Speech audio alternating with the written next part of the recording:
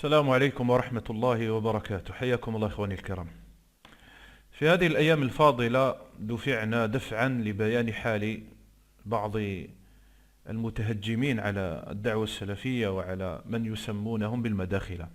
قضية الوهابية والسلفية المتمسلفة والجامية وغير هذا من المصطلحات والألقاب المشينة الآن اندثرت وكشف لغزها، لذلك هؤلاء جميعا اتفقوا من غير اتفاق. وقع الاتفاق على هذه التهمة وهي المداخلة من غير اتفاق بينهم ولا مواعدة ولا مراسلة. تأكدوا أن الوقت مواتي جدا للنيل من السلفيين. الآن كل الناس بمختلف مشاربهم اتفقوا على هذه اللفظة وهذا التعيير، المداخلة. أقول لهذا الأستاذ الدكتور بالخير طاهري الإدريسي الذي كتب مقالا عن المداخلة، أقول لهم بالله عليكم في هذه الأيام الفاضلة، وقد كتبت هذا المنشور أظن في ليلة الشك، بالله عليكم اتركوا المداخلة، اتركوا هؤلاء فهم أبناء بلدكم. الآن هؤلاء لما تقولوا المداخلة أنتم تتقصدون السلفيين، هؤلاء في شغلهم الآن في هذه الأيام يصلون التراويح بالناس، كثير منهم أئمة مساجد، وكثير منهم الآن يجتهدون في إيصال قفة رمضان لأهلها. هؤلاء الذين تتهمونهم زورا وبهتانا بأنهم مداخلة هم الآن في حاجات الناس، هذا يغسل ميت وذاك يرقي مريض والآخر يعقد عقد شرعي وكذا. هؤلاء مداخلة في أحيائكم وفي مجتمعكم، ينفعونكم وينفعون الناس، لكن للأسف هذا هو جزاؤهم عندكم. وكما قلت لا أدري ما سبب كل هذه الهجمة وهذا الاتفاق. الآن نرد عليك يا أستاذ بالخير طاهري أو نرد على الدواعش. أنت تتكلم عن المداخلة وتقول خطر التنظيم العالمي للمدخلية، وفي نفس الوقت في نفس الأيام الدواعش يتكلمون كذلك عن المداخلة بل ويكفرونهم. هؤلاء المداخلة لم يعودوا طائفة إسلامية يعني نختلف معهم، هؤلاء مجرمين مشركين أقسم بالله محاربين لله ورسوله. والله المستعان. يا أستاذ بالخير وفقك الله وأصلحك، أرجو أن لا يكون توقيفك من إمامة المسجد من طرف الدولة هو الذي دفعك إلى كل هذه الأحقاد، وإلا ما الذي يدفعك في هذه الأيام لتكتب كل هذا المقال في إخوانك؟ تذكر جيدا قولي في إخوانك، سأرجع إليه بإذن الله تعالى. أولا قبل أن نتناول نص هذا المنشور بالنقد والتعقيب، لا بد كما أنبه عليه دائما من النظر إلى توجه هذا الكاتب حتى نفهم كلامه ونضعه في الميزان العادل. هل الكاتب محايد تناول القضية بأنامل الحياد وتكلم فيها بالإنصاف، أم هو صاحب توجه وصاحب خصومة مع هؤلاء الذين يكتب عليه؟ تقول لي أنت ربما حتى ويكون خصمك إذا تكلم بالحق فلا بد أن يقبل كلامه. نعم، أنا لا أتكلم عن الخصم الذي يدلي بأدلته وحججه، لا أتكلم عن هذا ويكون الشيطان لا بد أن تقبل منه. أنا أتكلم عن الرجل الذي يتكلم في خصومته بالكلام العام المجمل الخالي من الأدلة والبراهين، كما هو حال هؤلاء. أكثر هؤلاء هذا هو نوع منشوراتهم، والدليل أمامكم الآن. وإلا إذا تكلمت أنت بأدلة فأنت تتكلم عن أناس ليسوا بمعصومين، لك الحق أن تنتقد وأن تتكلم وأن تعرض مخالفات الناس بالأدلة والبراهين. أما تجي تتكلم هكذا مجرد تهم كما هو في المنشور، فإذا عرفنا التوجه تاعك فحينها سيزول العجب. طيب، لننظر الآن إلى توجه الأستاذ الدكتور بالخير طاهري الإدريسي. أستاذ بالخير طاهري تتلمذ عند من؟ تتلمذ عند القرضاوي واستفاد منه ودرس كتبه كما هو الآن واضح في منشوره وباعترافه هو. القرضاوي يا أستاذ بالخير طاهري، القرضاوي نعم هو قادة وضباط وجنود الجيش الليبي ألا يسمعوا ولا يطيعوا. السمع والطاعة هنا حرام. أنا أفتي الضباط والجنود الذين يستطيعون أن يقتلوا معمر القذافي، من استطاع منهم أن يطلق رصاصة عليه ويريح البلاد والعباد منه فليفعل. كيف تتتلمذ على أيدي هؤلاء ثم تأتي وتتكلم عن المداخلة وعلى الوحدة الوطنية والتكفير وكذا؟ اتضح الآن أن الأستاذ بالخير طاهري وفقه الله متأثر بفكر هؤلاء، وأبرز سمات هؤلاء الخروج على ولاة الأمور وإثارة الفوضى، وما نقلته عن القرضاوي هو جزء يسير فقط. فلا غرابة حينئذ أن تخاصم المداخلة، بل تنص على هذه النقطة وتجعلها من سماتهم، ألا وهي طاعة ولاة الأمور وكذا، الأشياء التي خالف فيها أهل السنة الخوارج والتكفيريين وجماعة الإخوان وكذا. انظر إلى كلامك وتأمل فيه، وليتأمل فيه القارئ كذلك. من سمات ومظاهر المدخلية المعاصرة. أنا اقتطعت هذا الكلام الجزء المقال. عاشرا، وهي ثالثة الأثافي وقاصمة الظهر. ما هي اللي قال عليها ثالثة الأثافي وقاصمة الظهر؟ أنهم مرجئة مع الحكام، خوارج مع الشعوب. هذا الذي يخاصم المداخلة. ثم قال وعذرهم الخوف وخدمة السلطان، وإن أخذ مالك وجلد ظهرك. من كثرة سخريتهم من هذا الهدي النبوي صار العوام يتهكمون بهذه الجملة. كثير من العوام لا يدري أن هذا الحديث وثابت عن النبي صلى الله عليه وسلم. قال وإن أخذ مالك وجلد ظهرك وعطل القواطع من الشرع، بل وشرع من دون الله بأحكام وضعية، فوجب السمع والطاعة وعدم منازعته في حكمه. مدام الحاكم لا يقطع عنا الأرزاق ولا يؤذون في بدن أو ساق، ويسوق المبتدع من الحزبيين إلى السجون والمعتقلات مساق. الشاهد أن توجه الرجل قد ظهر في منشوره هذا، وهو يتكلم عن سمات المداخلة. إن كان له هذا التوجه، بالله عليكم كيف تنتظرون منه أن ينصف خصومه؟ لنرجع الآن إلى منشورنا الجديد، خطر تنظيم العالمي للمدخلية. يا إخواني، قد تذهلون من حجم التناقض الموجود في هذا المنشور. أولا، قبل أن نتكلم عن تناقضات الرجل، التناقض كما قال ابن تيمية لا يسلم منه أحد عدا الأنبياء. التناقض كونك تذكر شيئا وتنساه، لا سيما إذا كان متعلق بمسألة فرعية أو جزئية قد تنسى، عادة أنها تنسى، أو ربما ترجع عن قول لا تظهر تراجعك عنه. أتكلم عن هذا، وإنما أتكلم عن التناقض الفاحش الذي مع مرور الوقت يصير سجية فيك، تغير موقفك في قضايا جوهرية وفي أصول وقائع كبيرة وبتفاصيلها الكثيرة. ورح نعطيكم أمثلة عن هذا التناقض وهذا النوع من التناقض عند هذا الرجل. أولا، يقول في بداية منشوره خطر التنظيم العالمي للمدخلية على الوحدة الوطنية والاستقرار الإقليمي والدولي. الله أكبر الله أكبر الله أكبر. هذه ربما لو بحثت في كلامك ربما لن أجد مثل هذا الكلام أو عشر هذا الكلام عن الدواعش. كل هذا يقال في شريحة كبيرة من هذا المجتمع الجزائري المسلم. طيب شوف النقاط إخواني. الأول تكفير وتبديع، رفض التمذهب، شوف موالاة تنظيمات خارج الوطن والسمع والطاعة لهم ضد المرجعية بشكل عام. هؤلاء يا جماعة هادوا فاقوا حركة رشاد، فاقوا حركة الماك.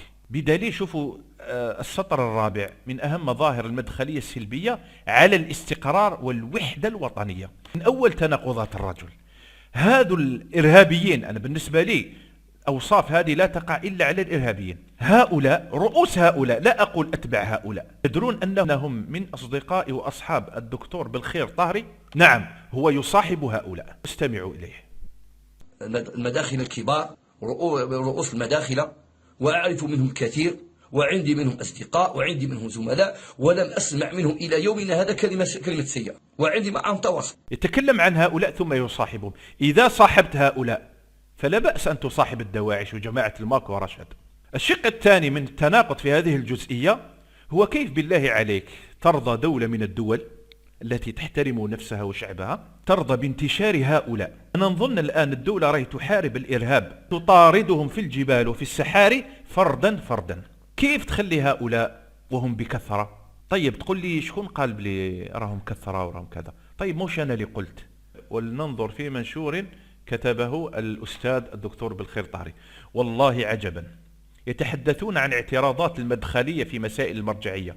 50% من مساجد العاصمة تسيطر عليها المداخلة، و2 من مستشاري هذا القطاع من التيار المدخلي. الله أكبر ولا إله إلا الله.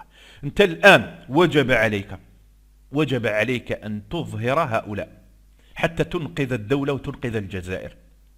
الدولة تضع 50% في العاصمة فقط من هؤلاء الذين هم خطر على الوحدة الوطنية، والذين يكفرون ويبدعون وضد المرجعية وكذا. الدولة ترضى بأن يكون 50% من مساجد العاصمة تحت سيطرة هؤلاء.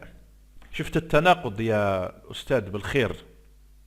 والله المستعان. الآن كل هذه النقاط لا تسعني هذه الصوتية لأسرد، لا تسعني لأنتقد كل هذه الفقرات، لكن آخذ الرجل بفقرة واحدة وهي قضية المرجعية، وأتحينها فرصة لأتكلم عن هذه القضية.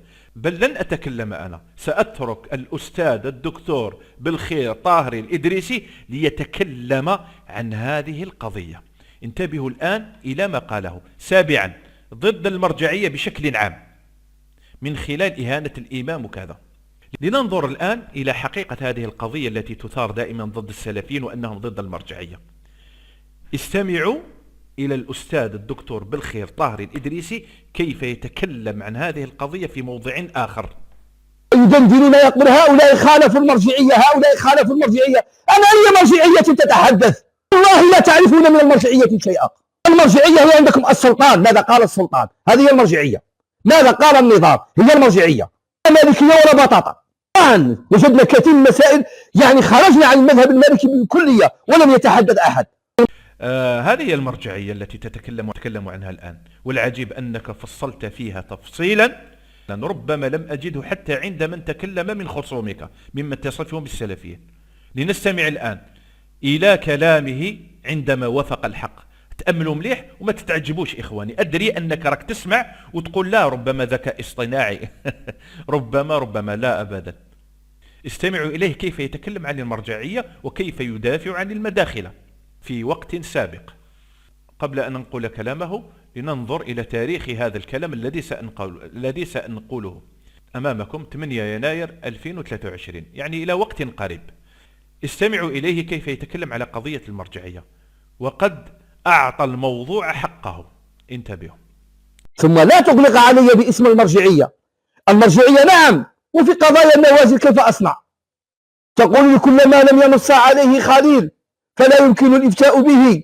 أقول لك الشيخ خليل نص على 200,000 مسألة، 100,000 مسألة بالمنطوق و100,000 مسألة بالمفهوم، 200,000 مسألة.